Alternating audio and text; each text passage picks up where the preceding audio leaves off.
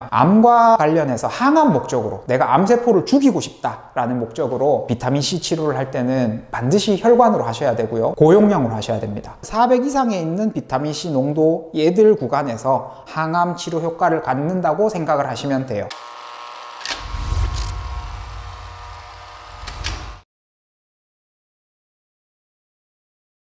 안녕하세요. 연세빛 가정의학과 의원 원장, 또 빛네트워크 대표 이창엽입니다. 이번 주제는 앞에서 항암 치료들이 어떤 것들이 있다, 항암 보조요법들이 어떤 것들이 있다에 대해서 말씀을 드렸는데, 그 중에 고용량 비타민C에 대해서 좀 자세히 알아보도록 할게요. 고용량 비타민C에 대한 치료의 역사는 제법 좀 됐어요. 리오단 클리닉이라는 곳에서 좀 대중화를 시켜서 효과에 대한 입증도 되었고, 앞에 비타민C, 메가도즈 비타민C 요법에 대해서 이제 영상을 올렸더니 많은 댓글들이 달렸어요. 너 공부 좀 더 하고 와라, 이런 댓글도 있고, 물론 겸허히 받아들입니다. 저도 아직 부족한 게 많고 공부 더 해야 되는 부분들이 많고요. 제목을 좀 자극적으로 저희가 뽑다 보니까 먹는 비타민C가 효과가 없다는 이야기가 아니에요. 먹는 거랑 주사랑 뭐 병행하면 더 좋을 것이고, 주사가 너무 싫은 분들도 있잖아요.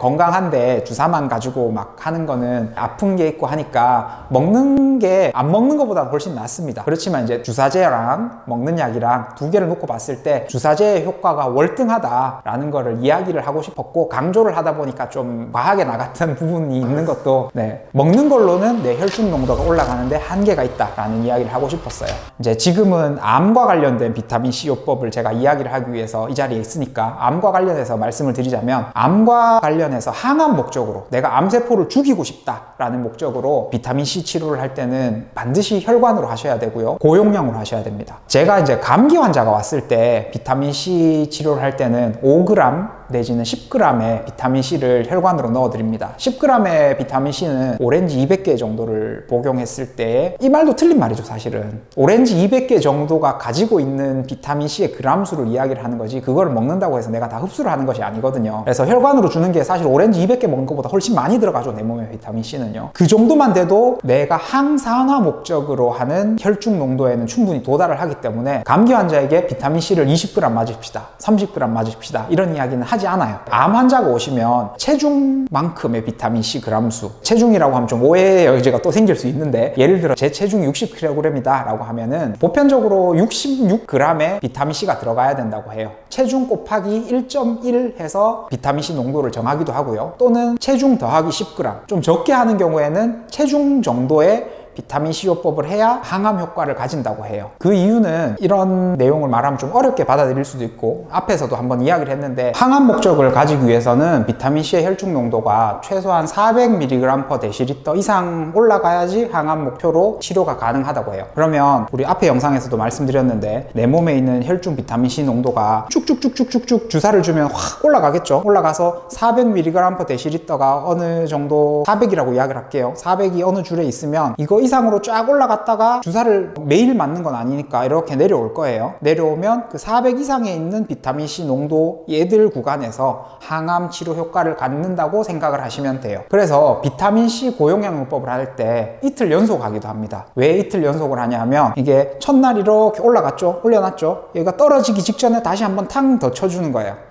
그래서 이틀 연속으로 비타민C 주사를 맞기도 합니다. 보통 보편적으로 의원급에서 주사 치료를 할 때 주 2회를 하는데, 이틀 연속 하지 않는 거는, 보통 비타민C를 하면서 비타민C만 하는 게 아니고 사이모신 알파도 하고, 미질토 요법 같은 요법도 하는 경우도 있고, 다른 치료들을 병행을 했을 때 비타민C는 이틀 연속을 맞으면 좋지만, 사이모신 알파 같은 경우에는 3일 간격이 더 효과적이에요, 효율적이에요. 효과만 놓고 보면 사이모신 알파 같은 경우에는 매일 맞는 게 더 좋을 수도 있죠. 근데 효율을 따졌을 때, 이제 가성비라고 하죠. 내가 병원에 내는 비용 대비 내가 얻어가는 걸 생각을 했을 때는 제일 효율적이라고 하거든요. 환자가 매일 내원하는 것보다 이렇게 한 번씩 건너가면서 내원을 하다 보니 그렇게 치료를 하는 것이지, 실제로는 이틀 연속 고용량 비타민C는 탕탕 쳐주는 것이 더 치료 효과가 좋다고 이야기를 합니다. 근데 이 비타민C 같은 경우에는 못하는 분들도 있어요. 엄밀하게 말해서 이제 절대적으로 할 수 없는 경우는, 비타민C가 몸에 들어가면 혈뇨를 보시는 분들이 있어요. 비타민C 치료를 할 때 처음부터 내가 60kg이라고 해서 처음부터 70g을 바로 집어넣는 게 아니고, 첫 번째 주에 20g을 먼저 주고, 그 다음 내원하셨을 때 40g을 주고, 또 그 다음 내원하셨을 때 60g을 주고, 이렇게 단계적으로 올려나가는 이유는 비타민C 부작용이 혹시라도 생길까봐 그렇게 드리는 거고요. G6PD라는 특이한 특이한 유전자가 있어요, 우리 몸에. 우리나라 사람은 그게 결핍되어 있는 경우가 거의 없어요.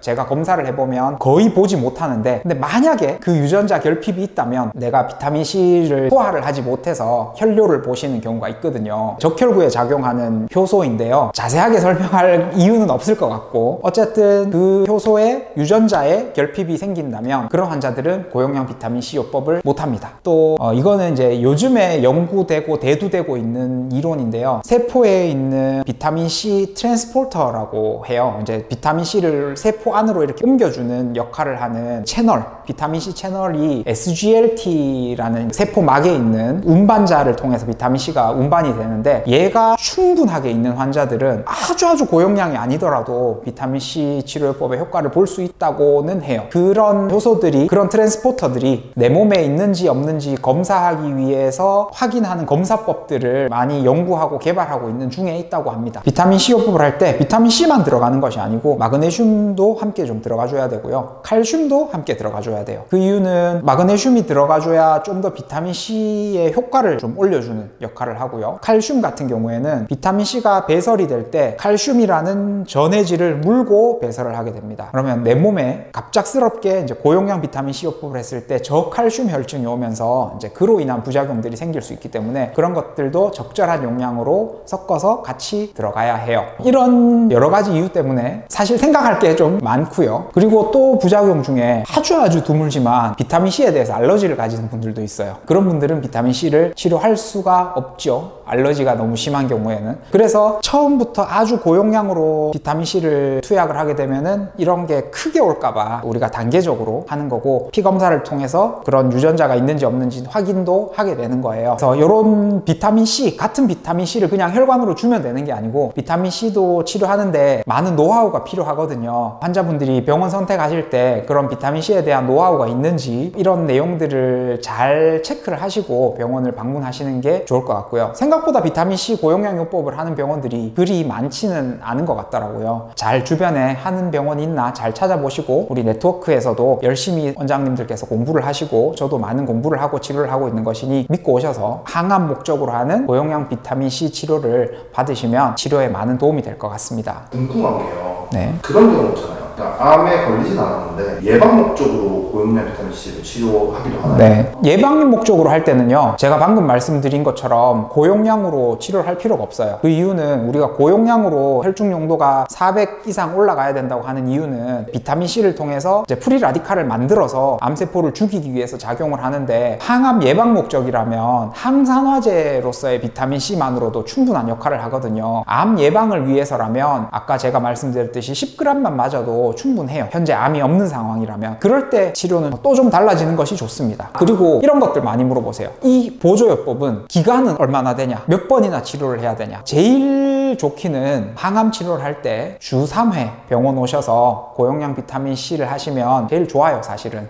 근데 현실적으로 주 3회 오기가 힘든 환자들을 많이 보거든요. 현실적인 문제 때문에 많은 고용량 비타민C 병원에서 주 2회 정도 비타민C 치료를 하고 있고요. 또 단기전이 아니고 장기전이다 보니까 환자가 얼마나 잘 따라오게 만들어 주냐도 의사의 역량이라고 생각을 하거든요. 환자 일상생활도 고려하지 않을 수 없어요. 투서 가듯이 매주 3번 온다, 이게 좀 힘든 경우가 많아요. 그리고 다른 보조요법 3번을 온다면 다른 보조요법과 병행하는 경우가 많으시니 다른 보조요법도 같이 하시는 거를 위해서 이제 비타민C는 3번까지 안 들어가는 경우가 많아요. 이제 사실 이게 모든 환자에게 해당되지 않아요. 왜냐하면 환자 개인적인 사정도 있을 것이고, 개인적인 사정이라 하면 내 일상생활, 또 경제적인 여건, 이런 다양한 개인적인 상황이 있기 때문에 일괄적으로 적용하는 게 현실에서는 어려운데 딱 정해주는 걸 좋아하시더라고요. 제가 딱 정해드린다면 제일 베스트 시나리오로 말씀을 드릴게요. 베스트 시나리오는 고용량 비타민C 요법을 시작하고 처음에는 주 2회 6개월간, 그 다음 6개월은 주 1회 고용량 치료. 이제 1년이 지났죠. 그 다음 1년은 2주에 1회. 또 그 다음 1년은 한 달에 1회. 이렇게 하면 이제 3년 정도. 그리고 5년까지 하면 더 좋아요. 5년까지 한 달에 한 번 정도를 비타민C를 하시면 재발률이 많이 낮아진다고 이야기를 해요. 물론 여기서 내가 경제적으로도 충분한 형편이 되고, 그리고 내가 시간적으로도 여유가 있는 분이라면 주 2회 요법을 1년 하시면 더 좋죠. 재발률이 더 낮아지겠죠. 그렇지만 이제 현실적으로 어려운 분들이 있어서 부담을 드리지 않기 위해서 이제 제가 제시하는 이상적인 가이드라인이고, 그렇다면 이런 또 질문해요. 그러면 나는 처음 6개월 동안도 한 주에 한 번 또는 2주에 한 번밖에 못 오는데 이런 경우에는 그냥 안 하는 게 낫나요? 그렇지 않죠. 안 하는 것보다는 당연히 하시는 게 재발률을 낮추고 치료 효과를 높이는 데 더 도움이 되지만, 좀 더 효과적이고 효율적인 방법을 말씀드리기 위해서 이런 베스트 가이드라인을 제공을 하는 거고요. 이제 항상 제가 베스트 가이드라인을 제공을 하는 건 가성비라는 그 효율을 따져서 많이 말씀드리는 편이거든요. 더 자주 하면 더 좋은 경우도 있고, 자주 해서 안 되는 치료는 안 된다고 이야기를 합니다. 근데 대부분의 항암 보조요법은 자주 할수록 좋기 때문에 의사 선생님과 개별화된 면담을 통해서 케이스 바이 케이스로 상담을 잘 해보시고 내 치료 플랜을 정하시는 것이 많이 좋을 것 같습니다. 이런 부분에 대해서 트레이닝이 잘 된 병원을 잘 찾으셔서 암 치료, 비타민C 치료 잘 받으시기 바랍니다.